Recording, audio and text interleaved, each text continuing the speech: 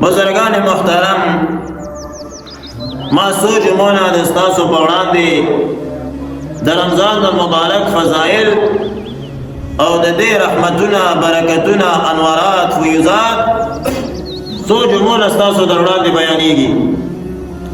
رمضان المبارک داسې د رحمتونو او د فضیلتونو د برکتونو میاشت ده چې یو سړی د دې د انواراتو او د فیوزاتو د رحمتونو نه محرومه پاتې شو، دومره بیکاره سړی او دومره محرومه انسان به بیا بل نه وي. ځکه چې د الله جل جلاله رحمتونه د تیز باران نه هم دا زیات ورېږي او هر انسان چې سترګې پټې کړي د دې مشاهده به ته په خپله باندې وکړي. موږ او ستاسو نظر خو ټول په دنیا باندې دی، خو د دنیاوي معاملاتونه د دې کیسونه دی نظر قطع که کټ دی که او راغللې د دین په سترګو باندې ته په رمضان المبارک کې حالاتو ته وکتل نو ته به د دې مشاهده وکړې چې واقعي رمضان المبارک دا د فضیلتونو او د رحمتونو میاشت ده. داسې خلک به تاسو په مسجدونو کې وکتل او وینئ به چې هغوی په غونډ کال کې تاسو جومات کې نه یې کتلی. دا د رمضان المبارک فضیلت، دا د رمضان المبارک قربان شم هغه رحمت دی او دا د رمضان المبارک انوارات دي. خو د ورځې لکه چې څنګه د روژې فضیلت دی، رمضان دا یوازې د ورځې نوم نه دی بلکې شهر رمضان الذي انزل فيه القرآن ټوله میاشت ده. نو بیا ورځ ده او شپه ده، ورځ او شپه چې را یوځای کړي نو رمضان میاشت به نه جوړېږي.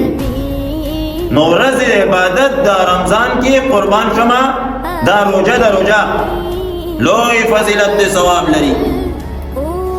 او د شپې عبادت داسې عبادت چې هغه رمضان المبارک پورې خاص دی، هغه قربان شم تراویح کول دي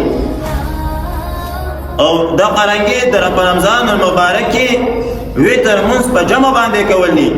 دا د رمضان المبارک د خصوصیاتو نه ده. تراویح څه ته ویل کېږي؟ تراویح جمع د ترویحتون ده په معنا د استراحت او د دمې سره.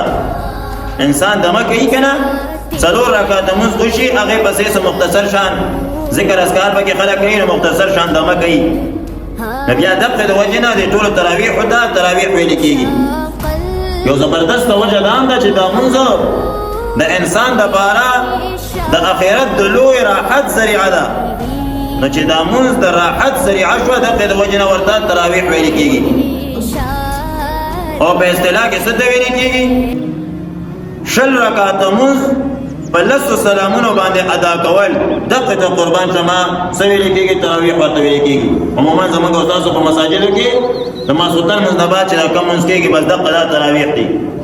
او بیا شل رکعته تراویح په دې باندې اجماع منعقده ده. احادیث مبارکو کې هم د دې ذکر شته چې تراویح دا شل رکعته دي.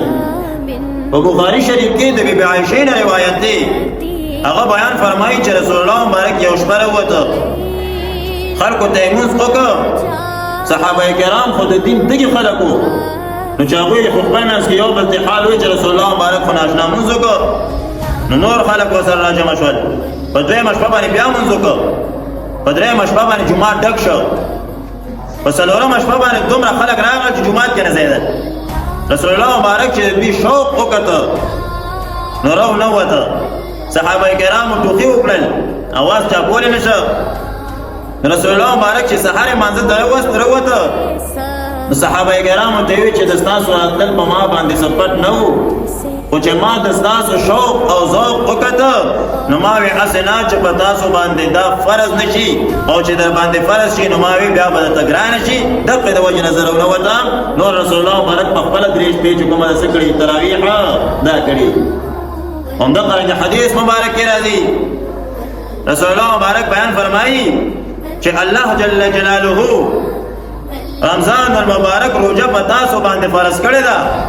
وسننت قیام او دې قیام او تراویح دا ما سنت کړی او دا زما سنت دی او سنت مؤکده دي.